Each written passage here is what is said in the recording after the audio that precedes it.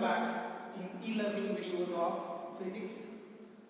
In today's lecture, we are going to see or we are going to study formula for diffraction due to single slit. The title of today's lecture is formula for diffraction due to single slit. In earlier lecture, we know that what is meant by formula for diffraction and what is meant by Fresnel diffraction, because we have to already differentiate what is the difference between formula for diffraction and what is meant by Fresnel diffraction. And today we are going to continue what is meant by formula for diffraction due to single slit. Here we have to use only single slit, not double slit, but only single slit. First, what is meant by formula for diffraction? We know that in case of formula for diffraction, we have to place the source of light at infinite distance from the screen.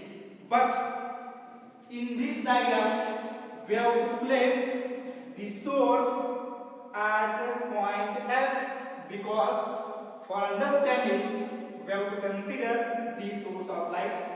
Already the source of light is placed at infinite distance. We have to just understand this, because for your understanding we have to place the source of light is here. Actually diagram is from that part to here, but for your simplification we have to consider this point. In given diagram, we have to consider S is the source of light which is placed at infinite distance. Then, when the light rays are coming from this source are enter on lens L1, converging lens L1.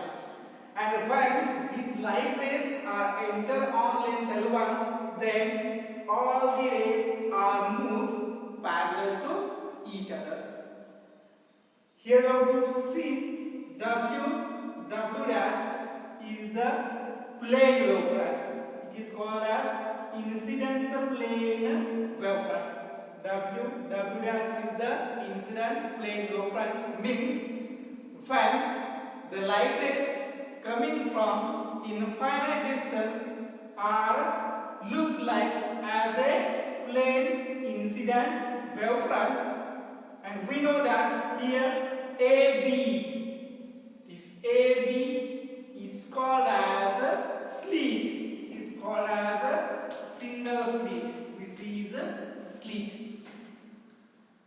Then these points are act as a secondary source of light, because when this light is enter on that slit, the light coming from the outside path, when light coming from the outside path is go back or diffracted, but light coming from in between slit is incident on that part.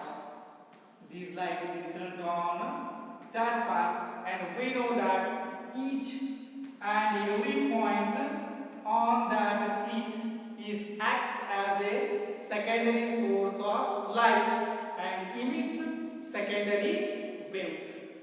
We know that there are number of points, because the light rays coming from that source of light in large amount, and when these light rays are enter on that point, therefore there are number of sources of lights are formed, and light rays secondary sources, it acts as a secondary sources, and large number of light waves are emitted from this point, where AB is the slit and C is the central point. Then these light rays, some light rays are diffracted, some light rays are move as it is, some light rays are moves angle theta, means number of rays are diffracted in this slit. And we have to consider the light rays coming as it is are enter on a lens L2. why lens L2 is placed here? For getting a focusing point or for getting a single point, we have to place a lens L2 is here, and when these light rays are enter on lens L2, then you get the point P0. Point P0 is called as converging point, or point P0 is called as focusing point. Here you have to consider the rays coming as it is parallel to each other. But when you have to consider the rays creating angle theta to the original rays, then we have to also consider the lens L2 and we have to get the focusing point P is here. This is the simple explanation for corner diffraction due to single slit. But why we have to explain this diagram? Because we have to calculate 3 points. First point is we have to explain what is meant by central maxima. From this diagram, we have to explain what is meant by central maxima. By using this diagram, we can also explain what is meant by secondary minima. What is meant by secondary minima? And we have to also explain the third point is secondary maxima. By using this diagram, we will also explain what is meant by secondary maxima. Here we have to explain one by one in Marathi. आता इथे आपण काय consider केले बघा की हे जे formal diffraction of single slit आपण घेतलंय हे आपल्याला माहिती आहे की या डिफ्रॅक्शन पॅटर्न मध्ये जो सोर्स ऑफ लाईट आहे हा कुठे प्लेस केलेला असतोय तर इनफायनाइट डिस्टन्स वरती प्लेस केलेला असतोय.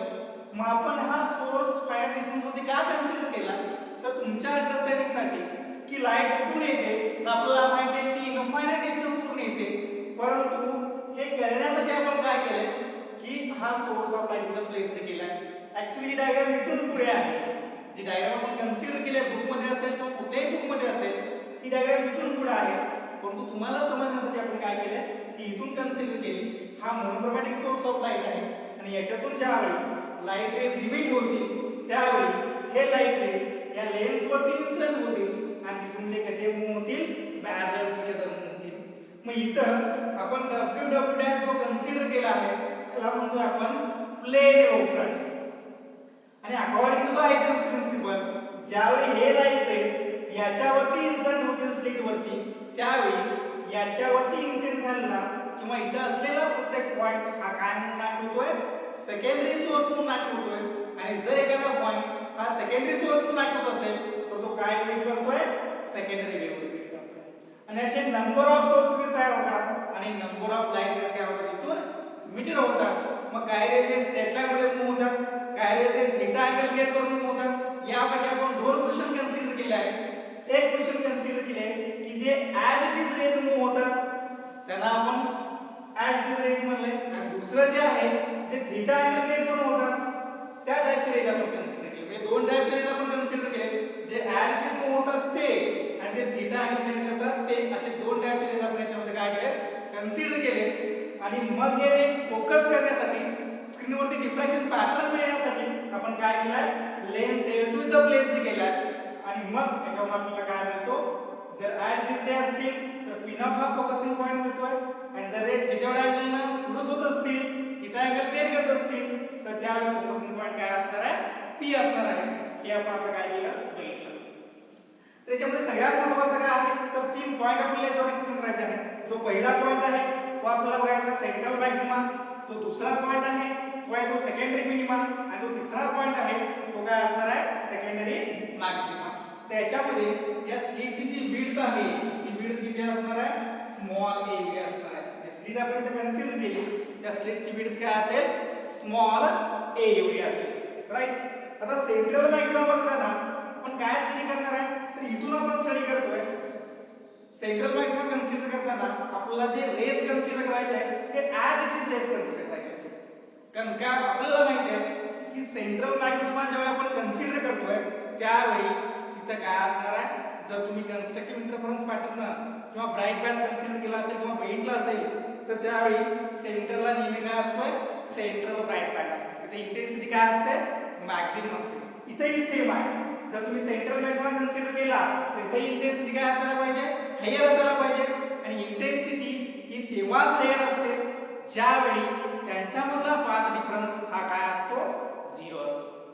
आणि जिथं पाथ डिफरन्स आपल्याला 0 मिळतो तिथे आपल्याला काय मिळणार आहे, सेंट्रल मॅक्सिमम मिळणार आहे. तेच आपण इथं काय करतोय, स्टडी करतोय. Right. Here we have to consider the first point is central maxima. We know that the rays coming from the infinite distance are enter on a slit.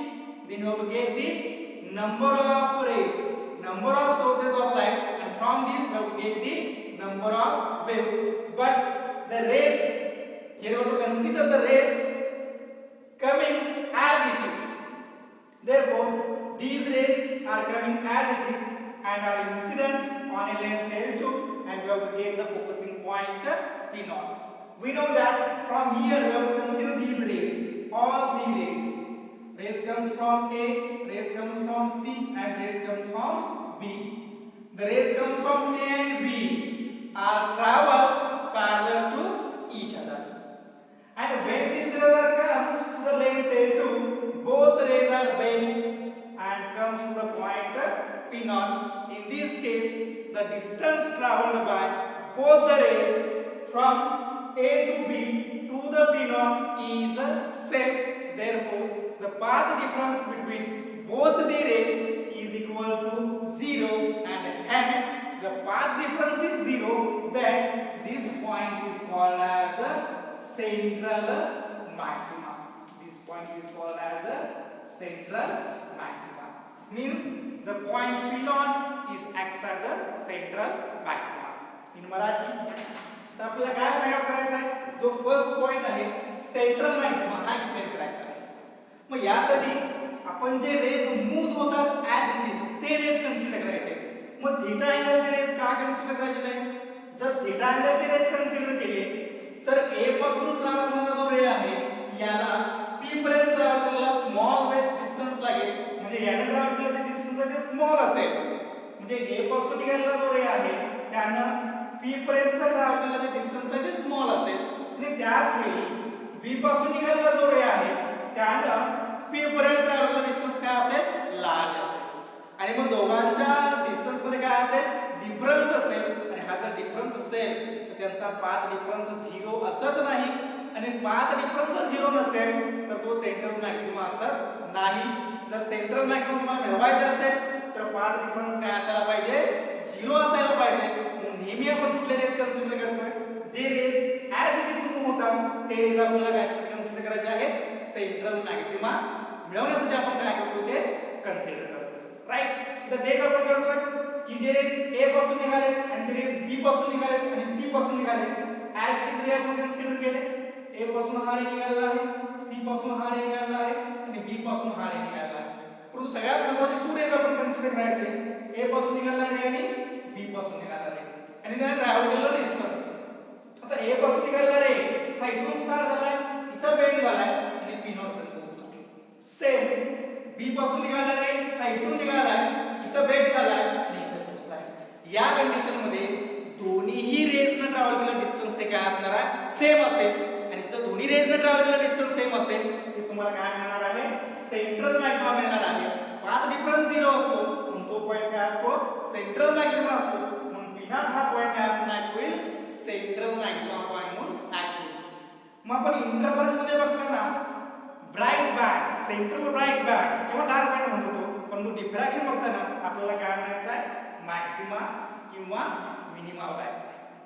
जर आपण इंटरफरन्स बघत असेल तर आपण ब्राइट किंवा डार्क म्हणतो, पण जेव्हा तुम्ही डिफ्रॅक्शन बघताय तेव्हा तुम्हाला काय बघायचं आहे, मॅक्सिमा किंवा मिनिमाच्या फॉर्म मध्ये बघायचं आहे. राईट. फर्स्ट पॉइंट ओव्हर झाला सेंट्रल मॅक्सिमा.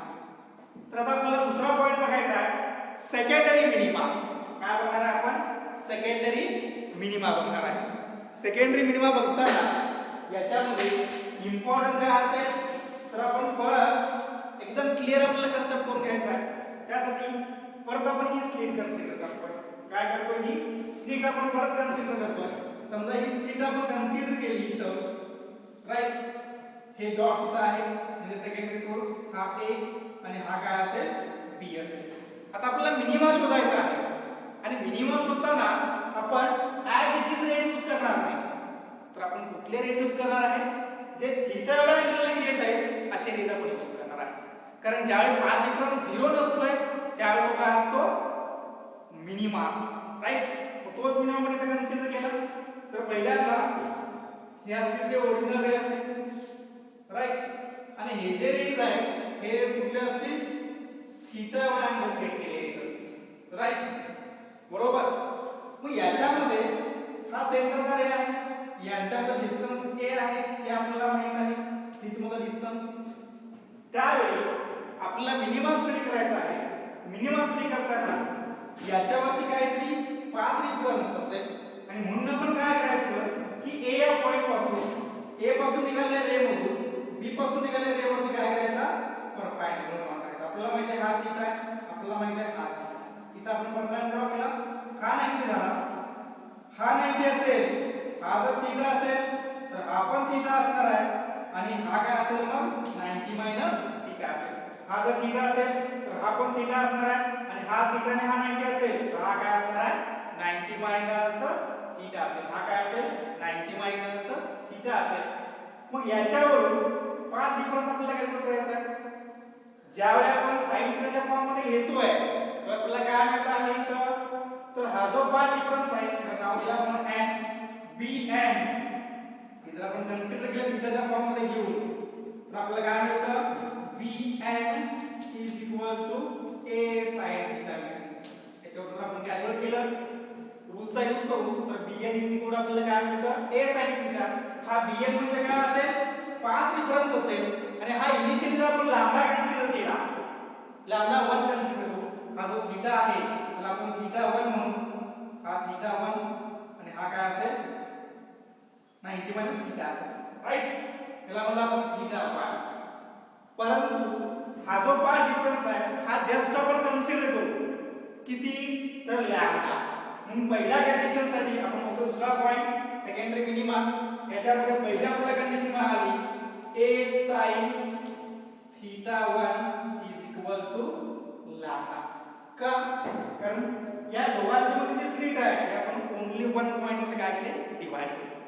तर सेम कंडिशन हा जो पार्ट डिफरन्स तो आपण किती म्हणला, लॅम्बडा म्हणला, त्याला म्हणूया आपण इक्वेशन नंबर 1. सेम आता आपण काय करायचं की हा जो पार्ट डिफरन्स आहे हा दोन पार्ट मध्ये डिवाइड करायचा. हा पार्ट डिफरन्स आपण काय केला, दोन पार्ट्स मध्ये डिवाइड केला. आता दोन पार्ट्स मध्ये डिवाइड केल्यानंतर पार्ट डिफरन्स काय डिवाइड होणार आहे, कारण हे होईल लॅम्बडा बाय 2 आणि हे होईल लॅम्बडा बाय 2, राईट. इथं पण number of sources of light असणार आहे, इथं पण number of sources of light असणार आहे, बरोबर. आणि मग अशा कंडिशन मध्ये काय होणार आहे, तर इथला जो पाथ डिफरन्स आहे, इथला जो पाथ डिफरन्स आहे तो काय होणार आहे, तर इथून जे नंबर ऑफ लाईट विजिट होणार आहे इथं जो पॉइंट असेल तोच पॉइंट इथं असणार आहे. इथं जे नंबर ऑफ पॉइंट्स असणार आहे तेच इथं नंबर ऑफ पॉइंट्स असणार आहे आणि त्यामुळे इथून इमिट झालेला लाईट रेचा पॉइंट आणि इथून इमिट झालेला लाईट रेचा पॉइंट ते एकमेकाला काय करतील, कॅन्सल आउट करतील आणि मिळणारा जो कंडिशन आहे किंवा मिळणारी जी लाईट आहे ते काय असेल, 0 असेल. कारण ते पॉइंट्स एकमेकाला काय करतात, कॅन्सल आउट करतात. जो पॉइंट इथं आहे तोच पॉइंट इथं आहे, त्यामुळे ते पॉइंट्स एकमेकाला काय करतील, कॅन्सल आउट करतील. आणि त्या कंडिशनमध्ये आपण काय म्हणतो की जर हे पॉइंट्स एकमेकाला कॅन्सल आउट करत गेले तर मिळणारा पाथ डिफरन्स हा काय असेल, मिळणारा जो लाईट असेल तो काय असेल, 0 असेल. म्हणून आपण त्याला काय म्हणू शकतोय, मिनिमा म्हणू शकतोय. जर lambda by 2 plus lambda by 2 आपण कन्सिडर केलं तर आपल्याला काय मिळेल, लॅम्बडा प्लस लॅम्बडा 2 लॅम्बडा मिळेल, 2 लॅम्बडा बाय 2 मिळेल. परंतु या कंडिशन मध्ये आपण थोडं वेगळं कन्सिडर करणार आहे. वेगळं म्हणजे काय कन्सिडर करणार आहे बघा थोडंसं.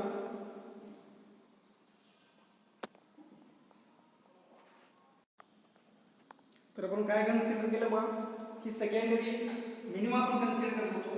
याच्यामध्ये पहिली केस आपण कॅल्क्युलेट केली a sin theta 1 is equal to lambda. Replace करून घेऊ sin theta 1 is equal to lambda by a.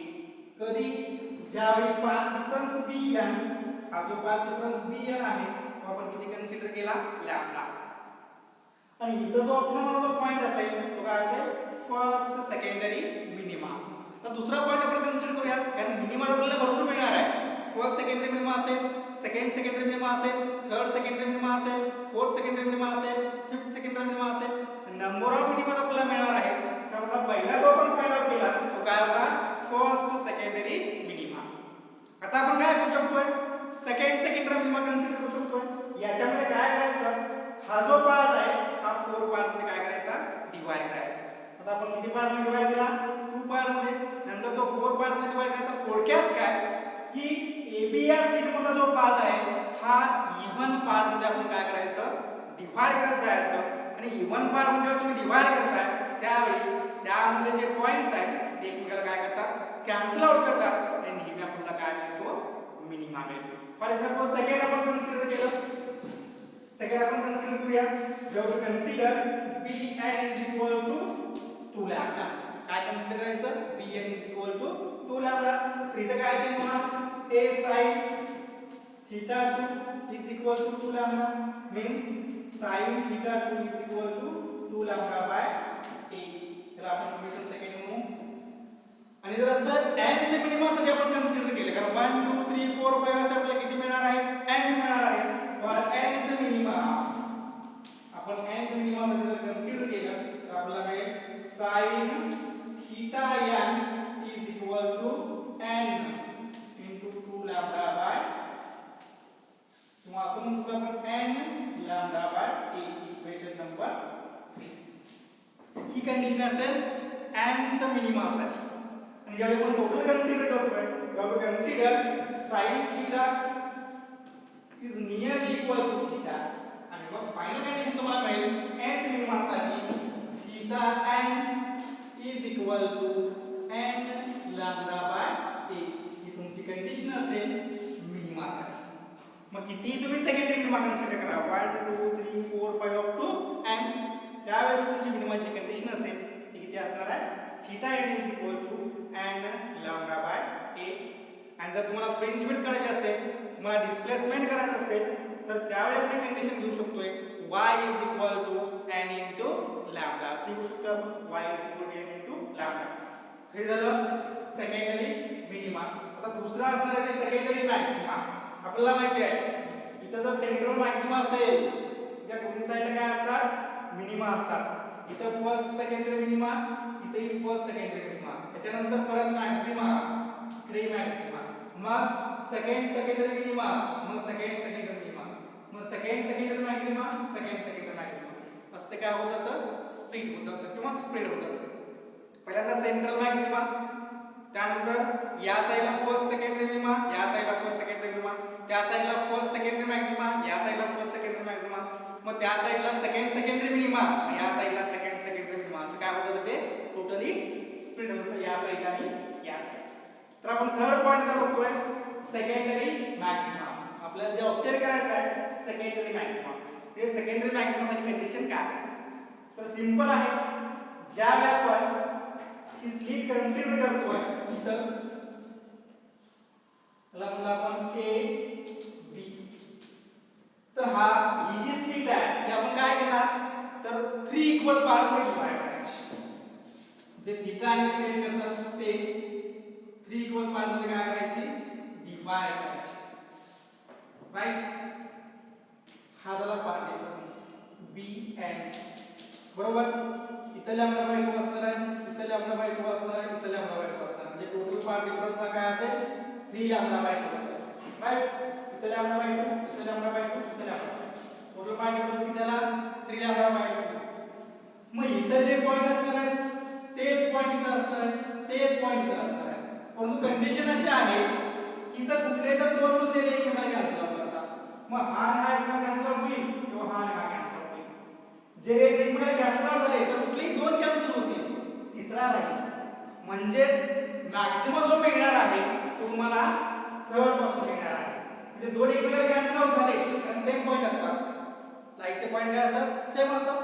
त्यामुळे दोन्ही एकमेकाला कॅन्सल आउट होतील, थर्ड पासून तुम्हाला लाईट मिळेल. समजा असे 5 असतील तर 4 कॅन्सल होतील, एकापासून लाईट मिळेल. 6 असतील किंवा 7 असतील तर 6 कॅन्सल होतील, 7व्या पासून तुम्हाला काय मिळेल, लाईट मिळेल. आणि त्याच्यामुळे तुम्हाला काय मिळतो, तर मॅक्सिमम.